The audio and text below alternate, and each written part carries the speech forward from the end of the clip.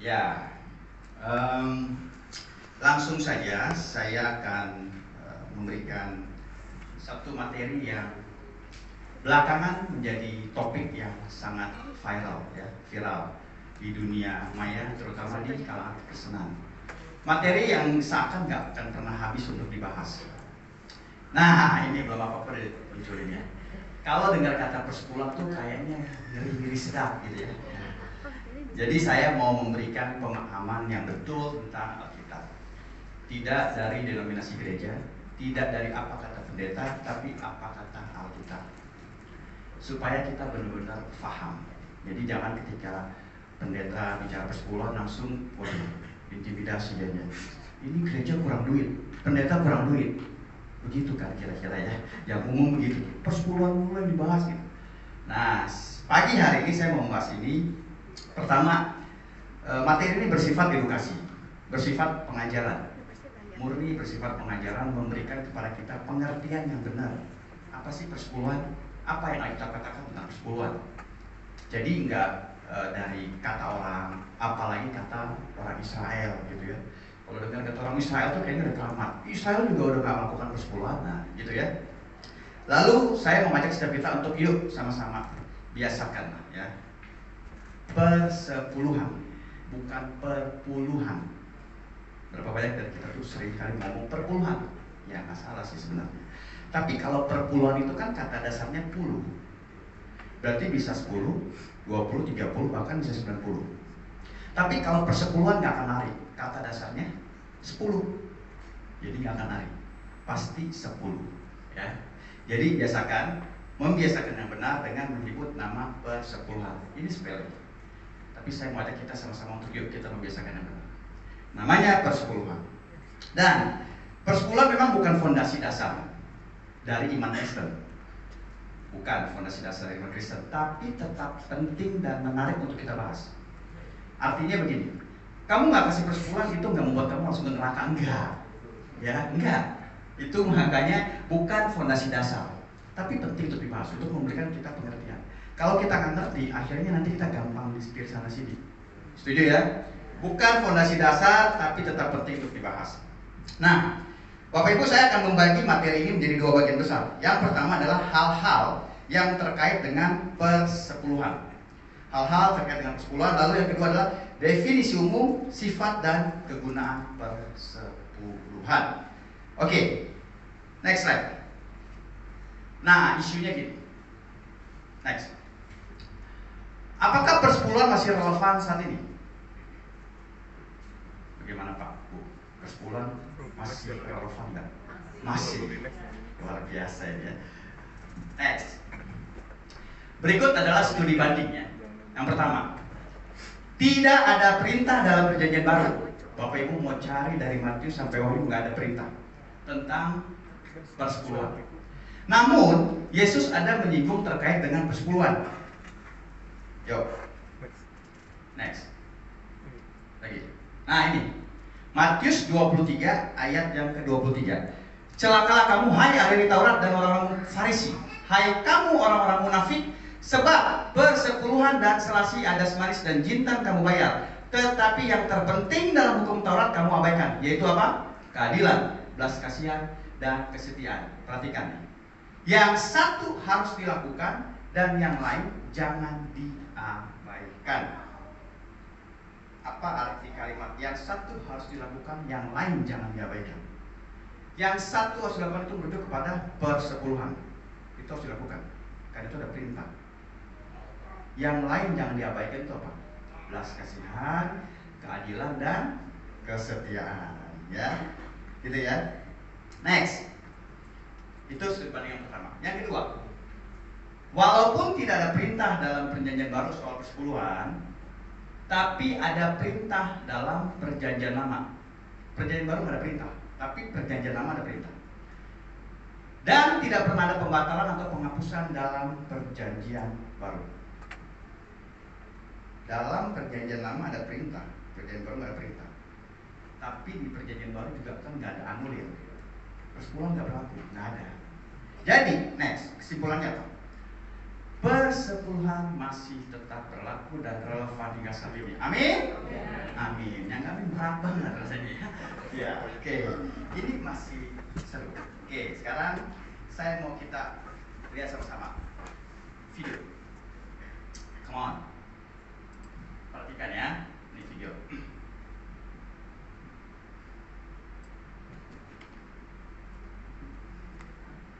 Ini wajahnya familiar sekali, apalagi yang sering main TikTok.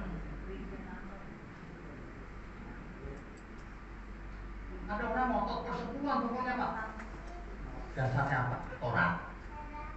Orang Israel berbuka nasi. Enggak Pak, Alkitab Taurat dibatalkan. Apalagi dasarnya? Ini saya ngomong persepuluhan dibatalkan ini bukan berarti cuma jangan ngasih. Bukan itu maksudnya. Jangan terintimidasi dengan Taurat. Ada orang ngasih 10% ya boleh-boleh aja, kenapa tidak boleh? Tapi jangan hitung-hitungan sama Tuhan. Yang sisanya 90% itu pun milik Tuhan. Gitu loh. Karena ada yang cerita sama saya, orang tua, anak saya rajin Pak bayar persepuluhan, tapi pelit sama saya Pak. Kan jadi salah lagi. Iya kan? Semuanya itu milik Tuhan, kan begitu yang benar. Ya, oke, tahan sampai situ. Ada orang ngotot. Stop dulu. Oke, nah kalimat akhirnya nggak masalah. Tapi yang mau jadi concern saya adalah kalimat pertama. Ini salah satu guru saya juga. Banyak pengajaran beliau yang saya submit di dalam beberapa khotbah saya. Tapi khusus persepuluhan ini saya nggak setuju, kurang setuju. Saya mencerna. Dari beliau lah akhirnya saya meneliti banyak tentang persepuluhan. Tadi kita perhatikan ya, beliau mengatakan dasarnya apa? Taurat. Orang Israel juga ngasih persepuluhan, betul? Saya mau kasih dua usulan begini. Orang Israel kasih persepuluhan itu kemana? Bait Allah, untuk imam-imam dan para Lewi. Sekarang Bait Allah udah nggak ada. Imam-imam juga udah susah dideteksi di mana. Jadi itu mungkin yang jadi alasan orang Israel ngasih persepuluhan. Itu pertama. Kedua, sampai saat ini kita tahu orang Israel masih banyak yang nggak percaya Yesus, betul? Kalau itu yang menjadi permasalahannya, terus kenapa kita harus berpatokan sama orang Israel? Kalau kita mau berpatokan sama orang Israel, yuk kita harus punya prinsip. Orang Israel berdoa sehari itu nggak kurang dari 10 kali. Betul? Doanya di pasar-pasar tuh. Ada yang berdoa di orang Israel tuh kalau berdoa nggak main-main, angkat tangan. Nah kalau kita mau pakai cara itu, silakan lakukan. Mungkin bikin kepala kita akan pusing. Banyak aturan Israel, orang-orang Yahudi. Itu yang pertama. Lalu dia mengatakan apa lagi? Dasarnya Alkitab, betul? Alkitab juga Taurat dibatalkan. Yang dibatalkan yang mana? Nanti kita akan belajar. Ini kalau yang seperti ini jemaat cuma terima tanpa di filter, akan kacau. Coba bro tolong bukain di Efesus 5 ayat 15. Efesus 5 ayat 15. Efesus 2 ayat 15. Efesus 2 ayat 15. Beliau mau ngomong itu tuh ada dasarnya, ya. Seorang pengajar itu ngomong tuh nggak mungkin asal jelas. Sebab dengan matinya sebagai manusia ia telah membatalkan hukum Taurat, yaitu Yesus. Dengan segala perintah dan ketentuannya untuk menciptakan keduanya menjadi satu manusia baru di dalam dirinya, dan dengan ini itu mengadakan damai sejahtera. Ini dasar yang beliau katakan. Taurat dibatalkan. Oke, kita simpan ini ya. Dengan mati sebagai manusia, ia membatalkan Taurat. Sekarang kita bandingkan di Matius 5 ayat 17. Matius 5 ayat 17. Ini ia membatalkan hukum Taurat. Sekarang kita bandingkan Matius 5 ayat 17. Janganlah kamu menyangka bahwa aku datang untuk meniadakan hukum Taurat atau kitab para nabi. Aku datang bukan untuk meniadakannya, melainkan untuk menggenapinya. Bagaimana kita bisa mengharmonisasi dua ayat ini? Yang satu bilang dibatalkan, yang ini bilang aku bukan meniadakan Taurat, menggenapi. Pusing. Alkitab nggak akan pernah bertentangan dengan dirinya sendiri. Jadi bagaimana kita mengharmonisasi dua ayat ini? Kalau kita mau belajar benar, artinya yang tadi dibilang sama salah satu pendeta itu gugur. Nah ini kita mau belajar. Yang mana sih yang dibatalkan? Ya. Nah sekarang saya mau tanya, apa yang ada dalam pikiran Bapak Ibu ketika mendengar hukum Taurat? Yuk, apa? Hukum Taurat apa? Apa? Ganta matang di mata. Oke, betul. Apalagi hukum Taurat? Alkitab itu hukum Taurat. Perjanjian Baru hukum Taurat. Perjanjian Lama juga hukum Taurat. Seluruh Alkitab hukum Taurat. 10 hukum Musa hukum Taurat. Ya. Jadi banyak. Nah, saya mau kita sama-sama belajar siang hari ini. Yuk, coba next slide. Nih. Next. Hukum Taurat dibagi menjadi 3 kategori, yaitu yang pertama, hukum seremonial. Nih, hukum seremonial itu adalah hukum tata cara penata layanan. Mempersembahkan korban sajian, ya. Potong kambing domba untuk penghapusan dosa, korban penghapus salah. Orang kusta nggak boleh ke bait Allah. Maaf, perempuan menstruasi juga nggak boleh ke bait Allah. Itu seremonial. Sekarang saya tanya, kita masih pakai? Enggak. Adakah di antara kita yang menstruasi kagak ke gereja? Enggak juga. Yang sakit-sakit kusta? Ada? Enggak. Ada kita yang masih potong korban untuk penghapus dosa? Enggak. Udah nggak berlaku. Yesus sudah mati di kayu salib untuk tebus dosa kita, menjadi korban buat kita. Ini seremonial. Udah nggak berlaku. Ini yang nggak berlaku. Next, seremonial, sipil. Hukum sipil itu apa? Undang-undang Israel. Kalau kita undang-undang 45. Seperti apa sipil? Nabi palsu, rajam batu sampai mati. Hukum sipil Israel waktu itu gitu. Ketahuan berzina, rajam batu sampai mati. Anak kurang aja sama orang tua, rajam batu sampai mati. Itu hukum sipil. Sekarang pertanyaan, kita masih pakai? Enggak. Ketahuan ada orang berzina, kita sambil pakai batu sampai mati, kita di penjara. Berarti kita nggak pakai hukum Israel, yang kita pakai hukum undang-undang Indonesia. Sipil nggak berlaku. Next, yang ketiga, hukum moral. Nah, moral itu apa? 10 perintah Allah melalui Musa. Jangan ada Allah lain selain aku. Jangan membuat bagimu patung dan kau menyembahnya. Jangan menyebut nama Tuhan sembarangan. Hormatilah ayah dan ibumu. Jangan membunuh, jangan mencuri, jangan berzina, bla bla bla terus. 10 hukum. Sampai saat ini masih berlaku? Masih. Ini hukum moral yang masih berlaku. Jadi yang dibilang Taurat dibatalkan itu tuh cuma seremonial dan sipil. Kalau nggak dijabarin begini, ngerti nggak kita kira-kira? Oh, berarti semua tuh hukum Taurat batal? Enggak, yang batal ini doang Pak. Seremonial, sipil. Tapi moral masih berlaku. Terus pertanyaannya, persepuluhan masuk hukum seremonial atau moral Pak? Gitu kan? Next. Bukan. Sebelumnya? Oke, sorry. Next. Ya, saya nggak kelihatan. Nah, hukum seremonial. Ini kita untuk menjawab yang tadi. Persepuluhan itu masuk seremonial atau moral? Kalau hukum seremonial itu dalam keadaan darurat atau mendesak itu boleh dilanggar. Tapi kalau hukum moral dalam keadaan darurat dan mendesak nggak boleh dilanggar. Ya, next. Saya kasih contoh. Contoh hukum seremonial, Matius 12 ayat 1-4. Pada waktu itu, pada hari Sabat, Yesus berjalan di ladang gandum. Karena lapar, murid-muridnya memetik bulir gandum dan memakannya. Melihat itu berkatalah orang Farisi kepadanya, lihatlah, murid-muridmu berbuat sesuatu yang tidak diperbolehkan pada hari Sabat. Tetapi Yesus menjawab mereka, tidakkah kamu baca apa yang dilakukan Daud? Ketika ia dan mereka mengikutnya lapar, bagaimana ia masuk ke dalam rumah Allah dan bagaimana mereka makan roti sajian yang tidak boleh dimakan, baik olehnya maupun oleh mereka yang mengikutinya kecuali oleh imam-imam. Kita bandingkan, next, dengan 1 Samuel 21:3 dan 6. Maka sekarang apa yang ada padamu? Berikanlah kepadaku 5 roti atau apapun yang ada. Lalu jawab imam itu kepada Daud, tidak ada roti biasa padaku, hanya roti kudus yang ada. Asal saja orang-orang itu menjaga diri terhadap perempuan. Daud menjawab imam itu, katanya kepadanya, memang kami tidak diperbolehkan bergaul dengan perempuan, seperti sedia kala apabila aku maju berperang. Tubuh orang-orang itu tahir, sekalipun pada perjalanan biasa, apalagi pada hari ini. Masing-masing mereka tahir tubuhnya. Lalu imam itu memberikan kepadanya roti kudus itu karena tidak ada roti di sana, kecuali roti sajian. Roti itu biasa diangkat orang dari hadapan Tuhan, supaya pada hari roti itu diambil, ditaruh lagi roti yang baru. Kasusnya begini. Orang Farisi ini mau jebak Yesus. Murid-murid kamu tuh pada hari Sabat memetik bulir gandum, nggak boleh.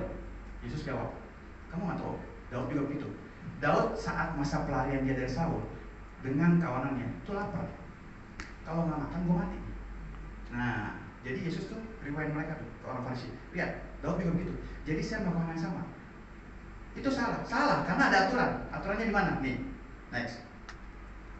Aturannya itu ada di Keluaran 29, 32, 34. Haruslah Harun dan anak-anaknya memakan daging domba jantan itu serta roti yang ada di dalam bakul di depan pintu kemah pertemuan. Haruslah mereka memakan semuanya itu yang dipakai untuk mengadakan pendamaian pada waktu mereka dihabiskan dan kuduskan. Tetapi orang awam janganlah memakannya, itu roti kudus tadi. Sebab persembahan kudus semuanya itu. Jika ada yang tinggal dari daging persembahan kehabisan dan dari roti itu sampai pagi, haruslah kau bakar habis yang tinggal itu dengan api, janganlah dimakan. Sebab persembahan kudus semuanya itu. Juga Imamat 24. Next. Roti itu teruntuk bagi Harun serta anak-anaknya, dan mereka harus memakannya di suatu tempat yang kudus. Itulah bagian maha kudus, bagiannya dari segala korban PP Tuhan. Itulah suatu tempat untuk selama-lamanya. Jadi ada aturan yang mengatur nggak boleh kamu makan roti kudus. Itu khusus imam orang Lewi. Tapi Daud langgar. Kenapa? Karena urusan nyawa. Saya nggak makan mati. Nah, gitu ya. Itu dilakukan juga sama Yesus dan murid-muridnya. Makanya Yesus bilang, kamu nggak baca? Daud juga begitu. Ya kan? Dikutip itu dari Yesus. Ada aturan, makanya seremonial bisa dibatalkan, bisa dilanggar kalau keadaan mendesak. Tapi bagaimana dengan moral? Moral nggak bisa. Next, ini contoh moral. Lalu Sadrak, Mesak, dan Abednego menjawab Raja Nebukadnezar, tidak ada gunanya kami memberi jawab kepada Tuanku dalam hal ini. Jika Allah kami yang kami punya sanggup melepaskan kami, maka Ia akan melepaskan kami dari perapian yang menyala-nyala dan dari dalam tangan-Mu ya Raja. Lihat, yang amazingnya ayat 18 nih. Tetapi seandainya tidak, kalau Tuhan nggak tolong juga, hendaklah Tuanku mengetahui ya Raja bahwa kami tidak akan memuja dewa Tuanku dan tidak akan menyembah patung emas yang Tuanku dirikan. Sadrak, Mesak, Abednego ini urusan sama nyawa. Mau dimasukin ke dapur api. Ini kita tahu lah. Masa sekolah minggu ya. Mereka menolak menyembah Allah lain. Ini berkaitan dengan 10 hukum yang Tuhan berikan kepada Musa. Jangan ada lain dan jangan engkau menyembahnya. Berkaitan 10 hukum, berarti masuk hukum moral. Berarti nggak boleh dilanggar. Ini keadaan nyawa nih, nggak boleh dilanggar. Nah, makin seru. Pertanyaannya, next. Apakah dalam keadaan darurat persepuluhan boleh dilanggar? Nah, ini kan yang kita tunggu-tunggu, berharap. Aduh, darurat nih ya. Untuk menjawab ini kita harus kembali kepada Alkitab, back to the Bible. Next, Nehemia 5:1-4, kecil ya, saya bacain ya. Maka terdengarlah keluhan yang keras dari rakyat dan juga dari pihak para istri terhadap sesama orang Yahudi. Ada yang berteriak, anak laki-laki dan anak perempuan kami banyak dan kami harus mendapat gandum supaya kami dapat makan dan hidup. Dan ada yang berteriak, ladang dan kebun anggur dan rumah kami gadaikan untuk mendapatkan gandum pada waktu kelaparan. Juga ada yang berteriak, kami harus meminjam uang untuk membayar pajak yang dikenakan raja atas ladang dan kebun anggur kami. Ini keadaan sulit ekonomi pasca orang Israel mengalami pembuangan. Ini keadaan darurat. Next. Tetapi sebelum masa itu Imam Eliasib yang diangkat untuk mengusir bilik-bilik rumah Allah kami dan yang mempunyai hubungan erat dengan Tobia menyediakan sebuah bilik besar bagi Tobia itu. Sebelumnya orang membawa ke bilik itu korban sajian, kemenyan, perkakas dan persembahan persepuluhan daripada gandum, anggur dan minyak yang menjadi hak orang-orang Lewi, para penyanyi dan para penunggu pintu gerbang, dan persembahan khusus bagi para imam. Persepuluhan harus dilakukan kembali. Orang Lewi dikumpulkan lagi ke rumah Allah. Next. Ulangan 26, 12, 15. Juga kudapati bahwa sumbangan bagi orang Lewi tidak pernah diberikan, sehingga orang-orang Lewi, para imam dan para penyanyi yang biasa bertugas masing-masing, yang biasa bertugas di Bait Allah, mereka masing-masing kembali ke ladangnya. Aku menyesali para penguasa, kata Nabi Nehemia, kataku, mengapa rumah Allah dibiarkan begitu saja? Lalu kukumpulkan lagi orang-orang Lewi itu dan kukembalikan pada tempatnya. Maka seluruh orang Yehuda membawa lagi persembahan persepuluhan daripada gandum, anggur dan minyak ke perbendaharaan. Next. Apabila tahun yang ketiga tahun persembahan persepuluhan engkau sudah selesai mengambil segala persembahan persepuluhan dari hasil tanahmu, maka haruslah engkau memberikannya kepada orang Lewi, orang asing, anak yatim dan perjanda. Fokus dengan yang saya highlight warna merah ya. Dan haruslah engkau berkata di hadapan Tuhan Allahmu, telah kupindahkan persembahan kudus itu dari rumahku, juga telah kuberikan kepada orang Lewi dan kepada orang asing, anak yatim dan perjanda, tepat seperti perintah yang telah kau berikan kepadaku. Tidak kulangkahi atau kulupakan sesuatu dari perintahmu itu. Ada lagi?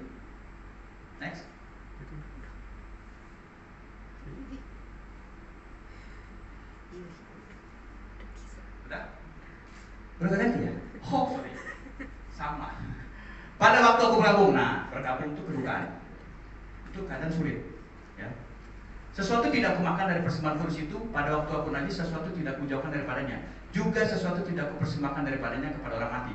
Tetapi aku mendengarkan suara Tuhan Allahku, aku berbuat sesuai dengan segala yang kau perintahkan kepadaku. Tinggallah dari tempat kediaman yang kudus dan dari dalam surga, dan berkatilah umat Israel dan tanah yang telah kau berikan kepada kami, seperti yang telah kau janjikan dengan sumpah kepada nenek moyang kami, suatu negeri yang berlimpah susu dan madunya.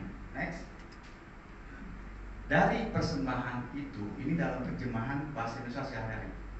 Bis ya. Tidak sedikit pun yang saya makan waktu saya sedang berkabung, atau saya bawa keluar rumah waktu saya sedang najis, atau saya berikan sebagai sajian kepada orang mati. Saya telah taat kepadamu ya Tuhan, segala yang kau perintahkan sudah saya lakukan. Kesimpulannya,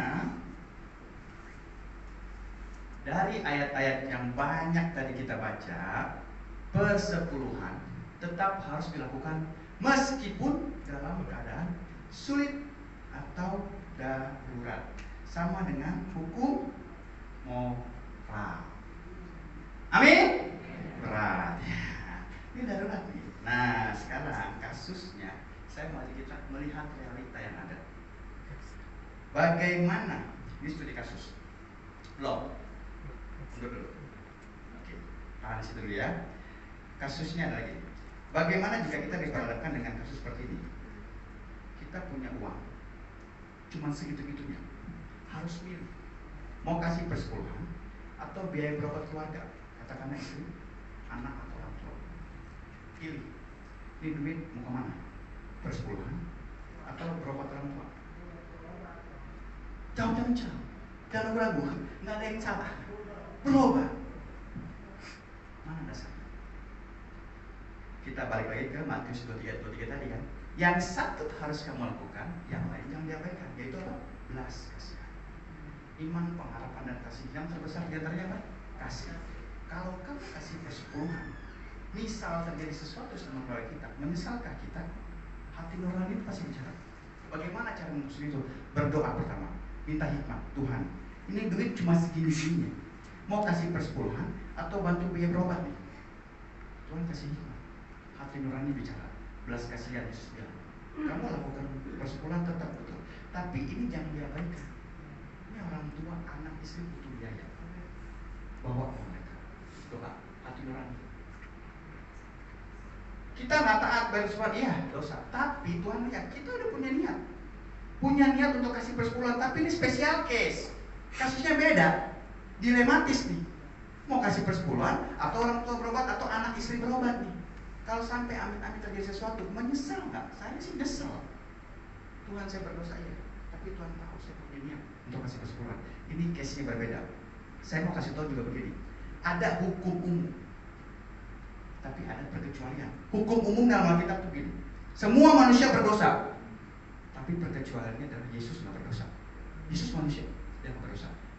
Hukum umum, semua manusia mati, tapi ada perkecualian. Elia nggak mati.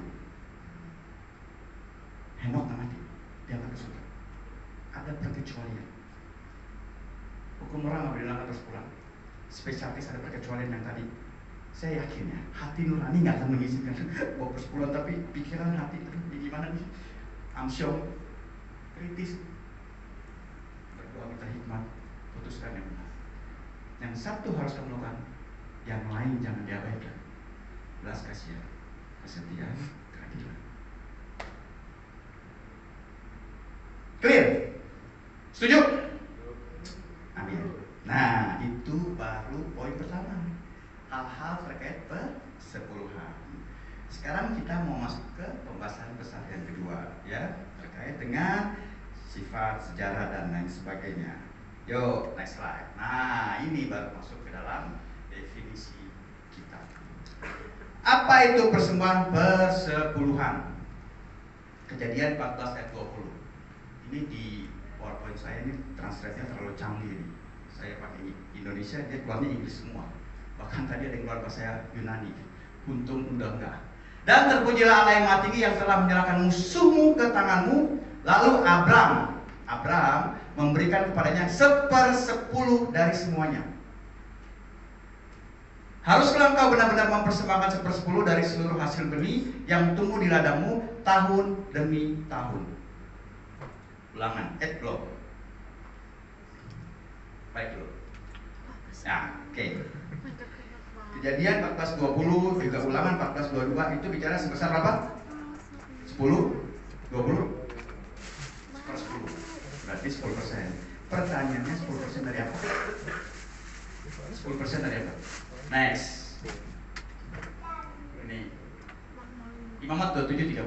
Demikian juga segala persembahan dari tanah, baik dari hasil benih di tanah maupun dari buah pohon-pohonan adalah milik Tuhan. Itulah persembahan kudus bagi Tuhan. Nehemia 10:37. Dan tepuk jala kami yang mula-mula dan persembahan khusus kami dan buah segala pohon dan anggur dan minyak yang akan kami bawa kepada para imam ke bilik-bilik rumah Allah kami dan kepada orang Lewi akan kami persembahkan persepuluhan dari tanah kami. Karena orang-orang Lewi inilah yang memungut persembahan persepuluhan di segala kota perjanjian kami. Masuk ke perjanjian baru. Lukas 18:12. Aku berpuasa 2 kali seminggu. Aku memberikan 1/10 dari segala penghasilanku. Jadi 1/10 dari mana? Hasil. Penghasilan.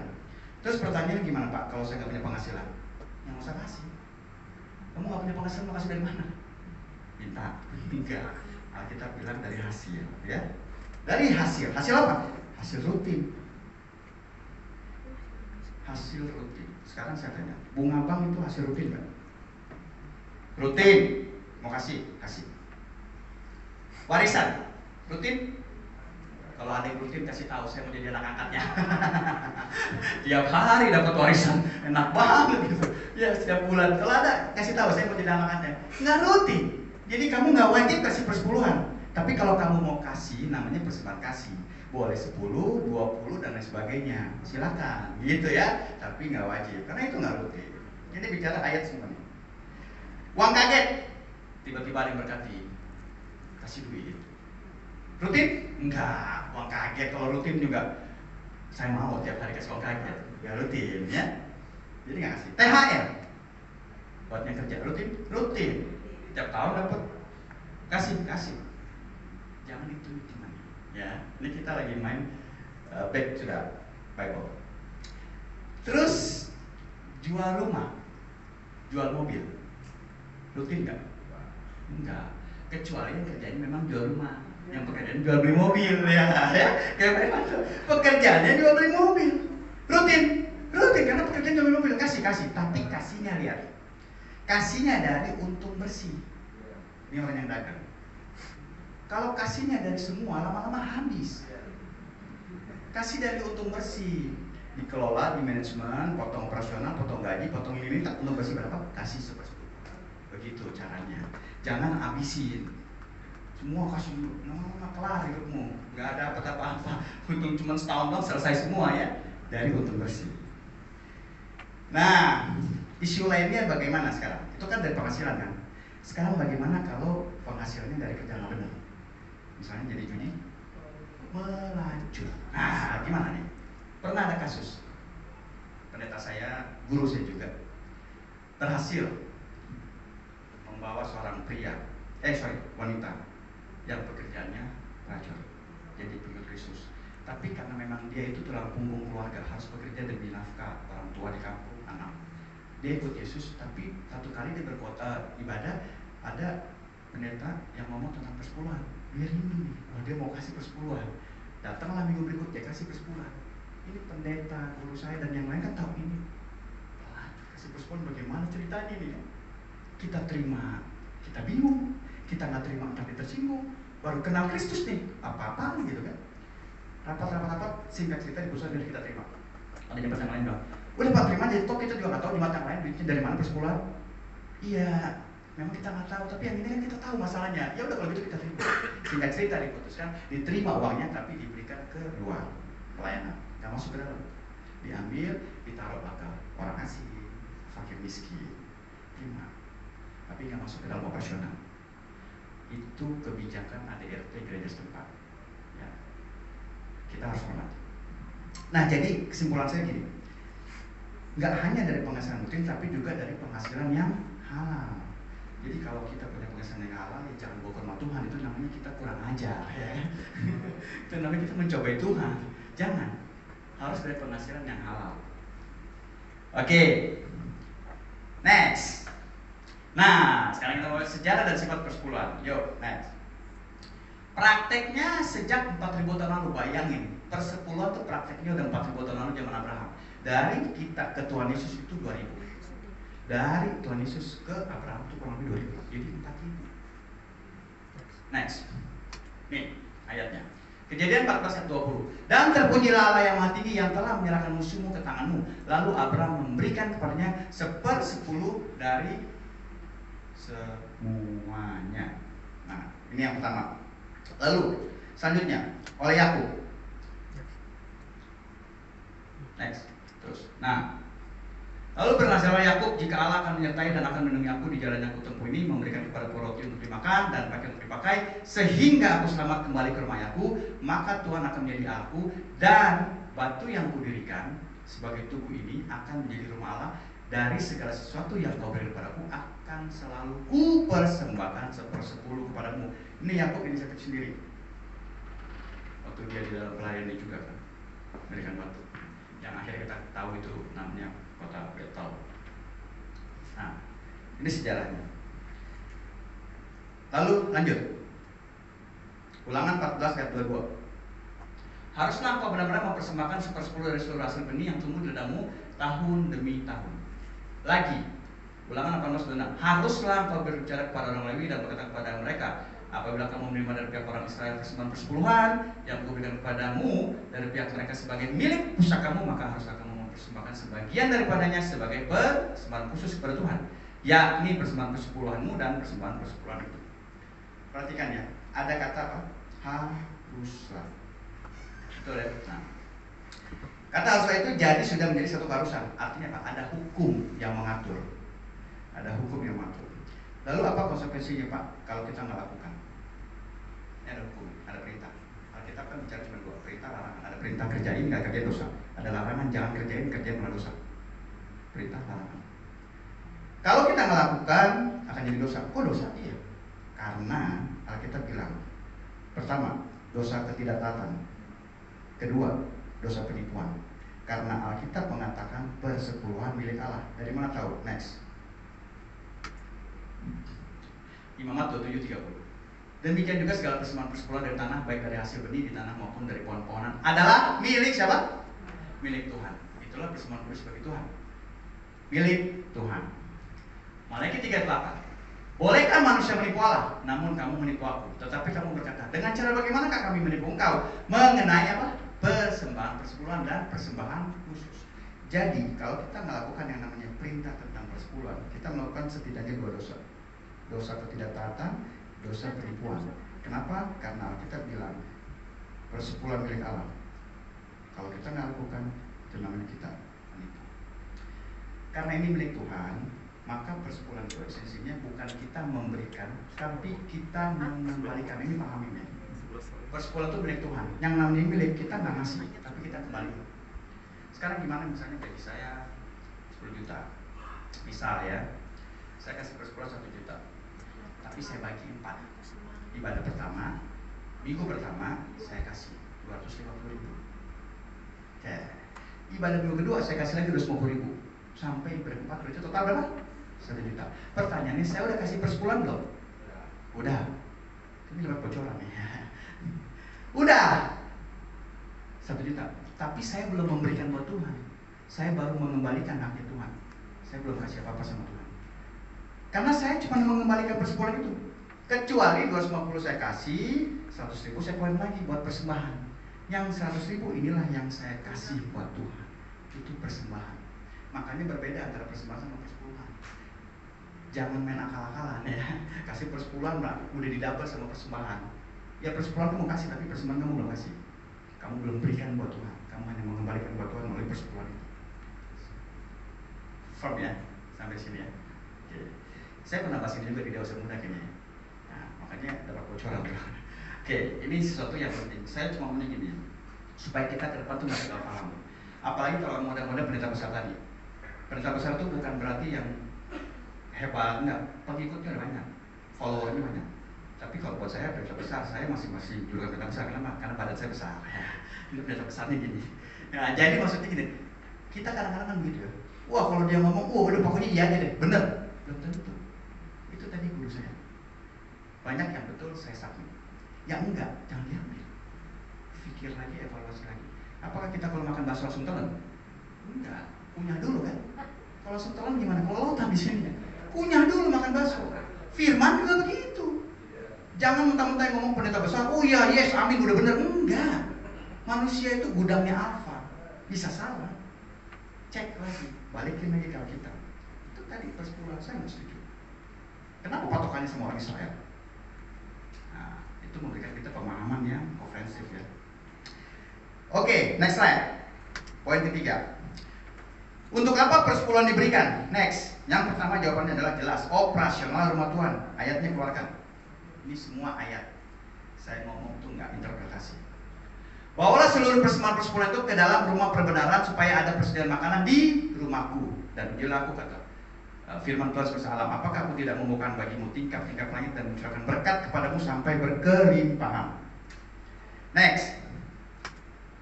Untuk apa lagi persepuluhan? Kebutuhan hidup orang Lewi dan penerima Tuhan. Tadi untuk operasional. Mengenai Bani Lewi, sesungguhnya aku memberikan kepada mereka segala persembahan persepuluhan di antara orang Israel sebagai milik pusakanya untuk membahas pekerjaan yang dilakukan mereka. Pekerjaan apa? Pada kemah pertemuan rumah Tuhan. Sekarang lihat, orang Lewi itu siapa sekarang? Para imam, nih pendeta-pendeta, pengerja-pengerja, full timer. Itu orang-orang Lewi sekarang. Pelayan rumah Tuhan. Kita kasih persembahan persepuluhan itu untuk operasional rumah Tuhan. Di dalamnya ada listrik segala macam. Bukan untuk memperkaya hamba Tuhan, enggak. Jangan salah paham. Ini yang sering terjadi. Saya harus kasih persepuluhan, tiba-tiba besok melihat, di bapak pendeta ganti mobil. Waduh, ngotot banget, kayak mau ngotot. Gua habis kasih persepuluhan, besok melihat ibu gembala pakai cincin berlian. Kepo banget. Bisa jadi dia udah ngumpulin duit sekian lama, pada saat kamu kasih persepuluhan dia baru beli. Kenapa asumsinya selalu habis kasih persepuluhan langsung ganti mobil? Langsung pakai cincin berlian, tas mahal. Esensinya persepuluhan itu untuk operasional rumah Tuhan. Kita juga, nanti kita akan belajar lebih jauh. Saya cuma mau bilang, kita jangan salah paham. Apalagi paham ini salah. Kebutuhan hidup orang Lewi dan penerima Tuhan ini jelas. Kenapa? Karena 11 suku dikasih tanah warisan, tapi satu Lewi enggak. Dia kerjanya di rumah Tuhan. Dari mana mereka makan? Yang 11 ini harus kasih. Kan cengli. Ini kita para pembicara, pengkhotbah, penyampai firman. Kalau kita kasih makan kalian dengan firman, berlebihan nggak kita meminta makan balik dari kalian? Rasanya ideal kok, iya kan? Saya nggak lagi marah-marah ya, saya lagi kasih tahu aja. Kebutuhan hidup orang Lewi, operasional rumah Tuhan. Masalahnya gini loh, pernah ada kasus di mana orang Lewi itu nggak mendapat persembahan persepuluhan. Akibatnya apa? Tadi kita udah baca. Akibatnya apa? Mereka lari ke ladang masing-masing untuk kehidupan mereka, ya kan? Karena 11 suku nggak kasih lagi, jadi mereka balik lagi. Makanya itu sebabnya jauh-jauh hari Tuhan udah mengingatkan. Next, nih, jauh-jauh hari Tuhan udah ingetin. Ulangan 12. Coba sebelumnya kelewat ya. Next. Pada masa itu beberapa orang diangkat untuk menguasai milik pembenaran milik untuk persembahan khusus, untuk hasil persamaan dan untuk persembahan persepuluhan, supaya semuanya menurut hukum menjadi bagian para imam dan orang-orang Lewi dikumpulkan di bilik-bilik sesuai dengan ladang setiap kota, sebab Yehuda bersuka karena para imam dan orang Lewi yang bertugas. Next. Nah, ini ulangan 12 ya. Ini peringatan Tuhan. Hati-hatilah supaya jangan engkau melalaikan orang Lewi selama engkau di tanahmu. Juga orang Lewi yang diam di dalam tempatmu janganlah kau abaikan, sebab ia tidak mendapat bagian milik pusaka bersama-sama engkau. Ini orang Lewi ini nggak dapat apa-apa. 11 suku dapat, cuman dia nggak dapat. Kerjanya di rumah Tuhan. Jadi itulah sebabnya yang 11 kasih persepuluhan untuk operasional, untuk para hamba Tuhan zaman modern sekarang. Orang-orang yang kerja di full timer. Jadi kontekstualisasinya apa untuk kita? Maaf ya, saya boleh ngambil dulu. Saking bersemangat.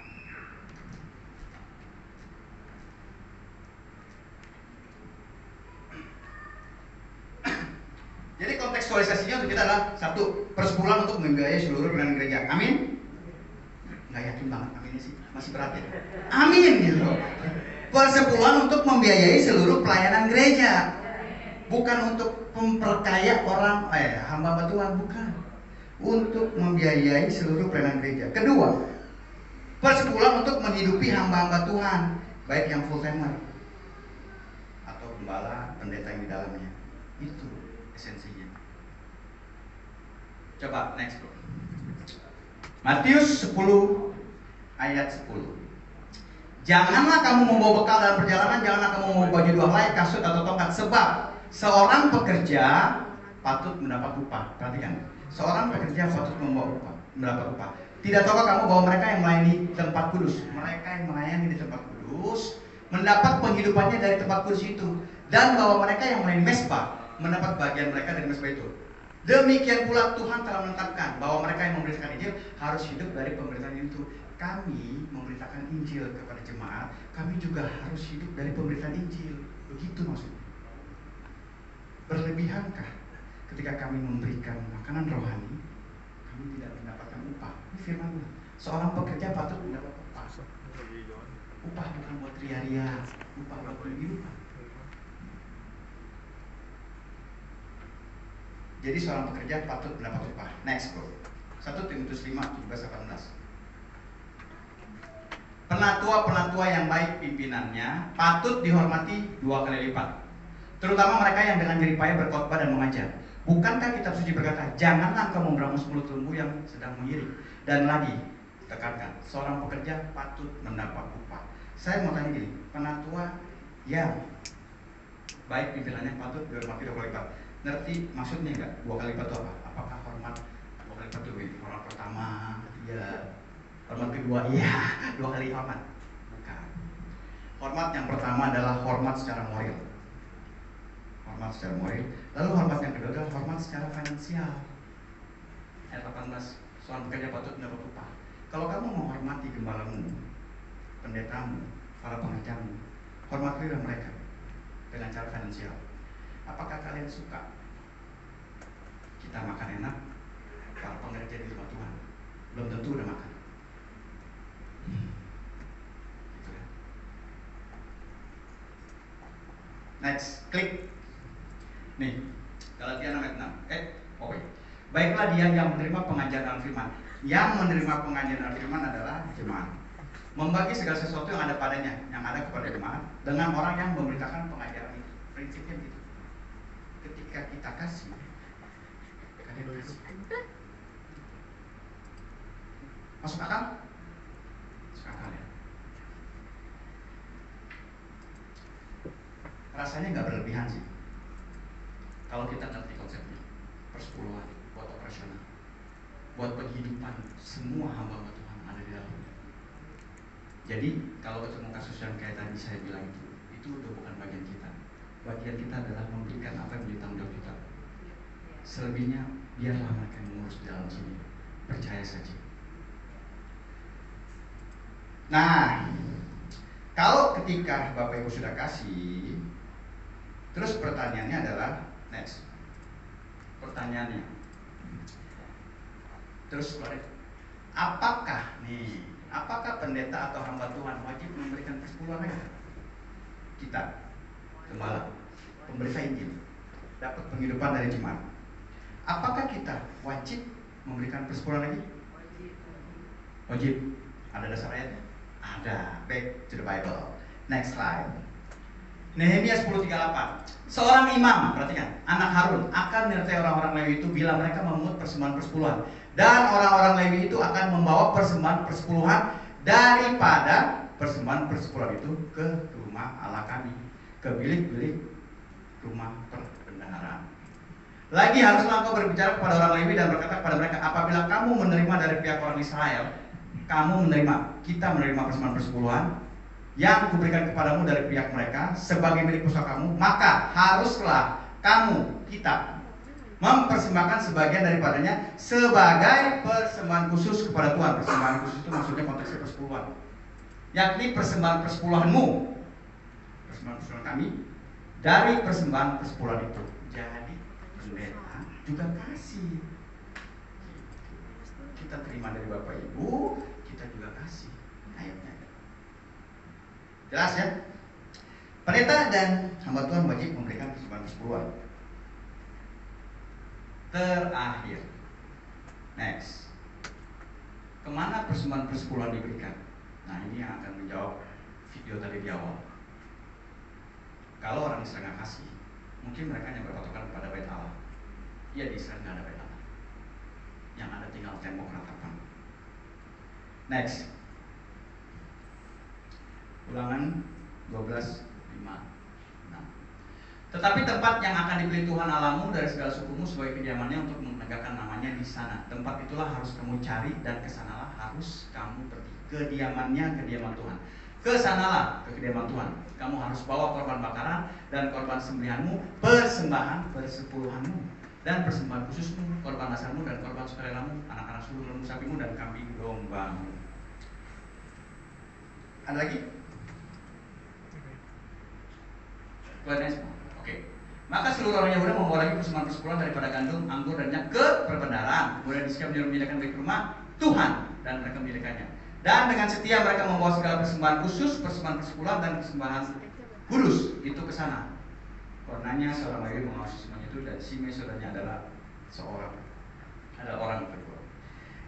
Nah, ayat-ayat yang kita baca tadi semua bicara kediaman, perbendaharaan dan rumah Tuhan. Jadi sekarang kalau kita bawa persepuluhan kemana? Ke rumah Tuhan. Pernah ada yang tanya sama saya nggak kasih persepuluhan, tapi saya sudah sumbang fakir miskin. Itu bukan persepuluhan. Kamu punya 100%. Kamu kasih ke rumah Tuhan 10%, 90 kamu punya, bagilah itu ke fakir miskin. Pernah ada yang ngomong gitu. Saya nggak kasih persepuluhan ke gereja, tapi saya kasih ke fakir miskin, janda. Ya bagus, tapi itu bukan persepuluhan. Karena firmannya bilang bawanya kemana? Ke rumah Tuhan. Sekarang modernisasi kita ini rumah Tuhan itu kan gereja. Bawalah persembahan persepuluhan ke sini. Terus pertanyaan itu adalah, apakah harus saya membawa persembahan persepuluhan saya ke gereja ini? Saya berjemaat di sini, bawa ke sini. Bawa ke sini boleh. Kamu bawa ke rumah Tuhan lain boleh. Nggak ada masalah. Yang penting rumah Tuhan. Bawa ke gereja lain. Kalau kita lihat di sini misalnya, gereja kita cukup. Oh, gereja di sana tuh sepertinya kasihan sekali finansialnya. Meski dibantu, hatimu digerakkan Tuhan sana, berilah ke sana ke rumah Tuhan.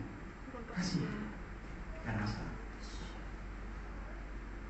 Prinsipnya bawa persembahan persepuluhan ke rumah Tuhan. Jangan kasih pendeta, jangan kasih hamba Tuhan, kasih ke rumah Tuhan.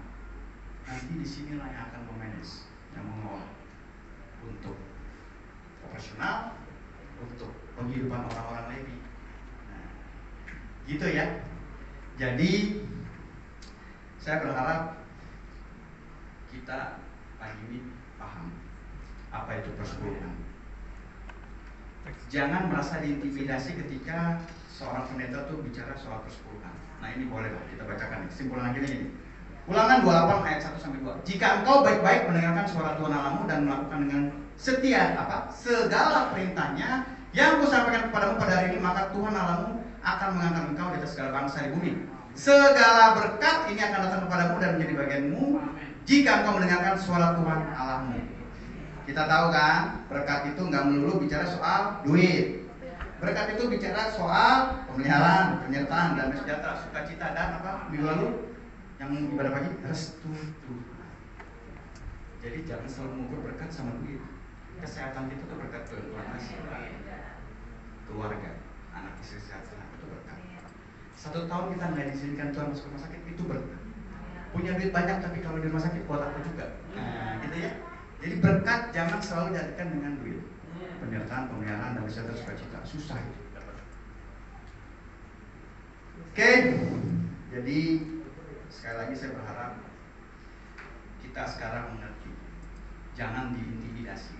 Kalau engkau dengan setia mendengarkan suara Tuhanmu, berilah. Tapi kalau ketemu kasus yang tadi, berdoalah. Mintalah hikmat sama Tuhan. Ingat Matius 23:23. Yang satu kamu harus lakukan, yang lain jangan diabaikan. Belas kasihanmu pada keluargamu juga tetap harus dilakukan. Yesus yang ngomong. Paham ya Bapak Ibu? Puji Tuhan. Saya berharap sekarang ketika kita mendengar apa yang namanya fasa persepuluhan, kita udah ngerti konsepnya. Oh, itu begitu. Bukan untuk mengintimidasi. Jangan lagi kita bilang, itu gereja ngomong persepuluhan dulu, lagi kurang duit kali ya. Nah, ingat ya, asumsi itu bahaya. Kalau kita berasumsi, kalau benar, kita dapat apa? Nggak dapat apa-apa. Tapi kalau kita salah, jadi dosa. Itulah sebabnya, jangan berasumsi. Bagian kita beri saja. Biar di sini yang memanage sama mengelola. Buat operasional, buat hidup, buat penghidupan nih, bukan buat macam-macam ya. Kalau nanti berbagai macam itu urusan mereka, bukan bagian kita lagi. Oke ya? Amin. Amin. Kita tundukkan kepala, kita berdoa. Bapak, terima kasih Tuhan.